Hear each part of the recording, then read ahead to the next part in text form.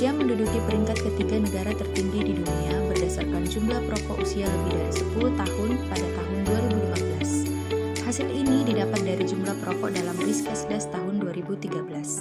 Tren peningkatan konsumsi rokok di Indonesia cenderung meningkat.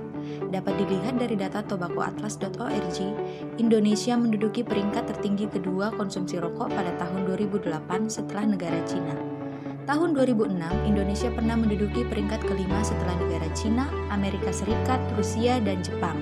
Lebih parahnya lagi, juga terjadi peningkatan usia awal merokok pada usia 10-14 tahun mencapai 23,1%. Besarnya bahaya kandungan rokok bisa dilihat dari banyaknya senyawa yang ada di dalam asap rokok. Di dalam asapnya saja, setidaknya ada 5.000 senyawa berbeda dan sebagian bersifat racun bagi tubuh. Racun tersebut berpotensi merusak sel-sel tubuh. Selain itu, senyawa dalam asap rokok juga bersifat karsinogenik alias memicu kanker. Di dalam rokok terdapat 250 jenis zat beracun dan 70 jenis zat yang diketahui bersifat karsinogenik. Kandungan tersebut berasal dari bahan baku utama rokok, yaitu tembakau. Selain itu, bahan pewarna yang biasa dipakai untuk membuat tampilan rokok lebih menarik dapat memperbesar potensi racun dari rokok. Sifatnya yang memberikan efek adiktif atau kecanduan juga tidak boleh dilupakan. Mari kita bahas beberapa senyawa berbahaya yang terkandung di dalam rokok. Yang pertama, karbon monoksida. Salah satu kandungan rokok adalah gas beracun karbon monoksida yang tidak memiliki rasa dan bau. Jika menghirup gas karbon monoksida terlalu banyak, sel-sel darah merah akan lebih banyak berikatan dengan karbon monoksida dibandingkan oksigen. Akibatnya, fungsi otot dan jantung akan menurun. Hal ini akan menyebabkan kelelahan, lemas, dan pusing. Dalam skala besar, orang yang menghirup gas ini bisa mengalami koma atau bahkan meninggal. Yang kedua adalah nikotin. Kandungan rokok yang paling sering disinggung adalah nikotin yang memiliki efek candu. Nikotin berfungsi sebagai perantara dalam sistem saraf otak yang menyebabkan berbagai reaksi, termasuk efek menyenangkan dan menenangkan. Nikotin yang dihisap perokok akan terserap masuk ke aliran darah, kemudian merangsang tubuh untuk memproduksi lebih banyak hormon adrenalin, sehingga menyebabkan peningkatan tekanan darah, denyut jantung, dan pernapasan. Dampak yang ditimbulkan dari merokok adalah yang pertama kanker paru-paru. Perokok memiliki 22 kali kemungkinan untuk mengalami kanker paru-paru dibandingkan yang bukan perokok.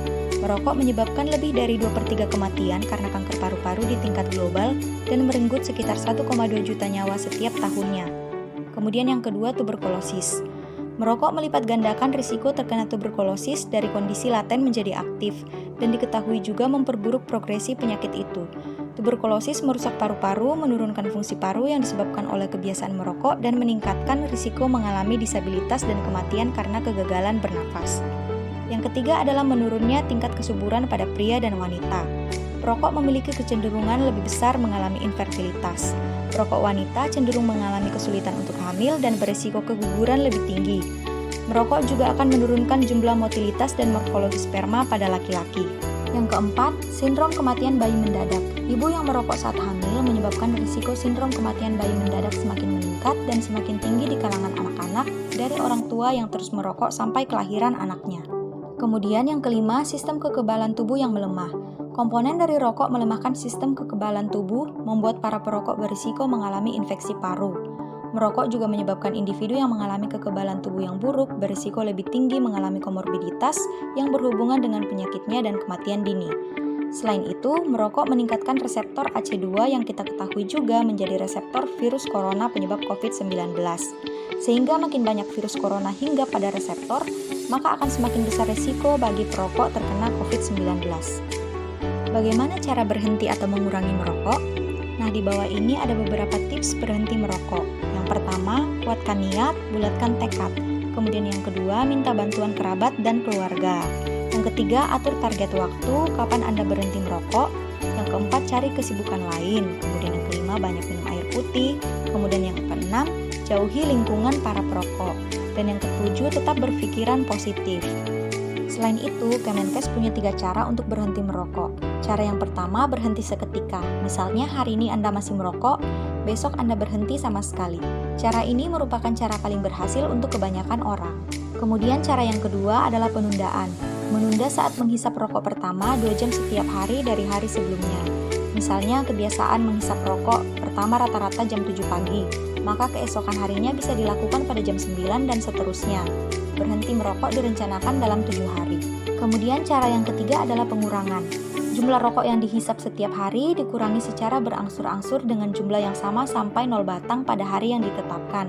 Misalnya, hari pertama 10 batang, lalu selang 1 hari turun menjadi 8 batang, dan seterusnya. Untuk cara ketiga, harus sejak awal ditentukan pola penurunannya dan tanggal berapa berhenti menjadi 0. Dan tanggal itu harus diberitahukan ke keluarga, kerabat, dan lain-lain agar mereka dapat membantu mengingatkan.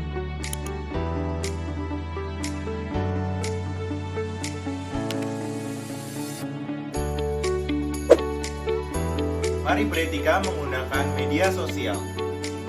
Stop berita hoax, saring sebelum sharing.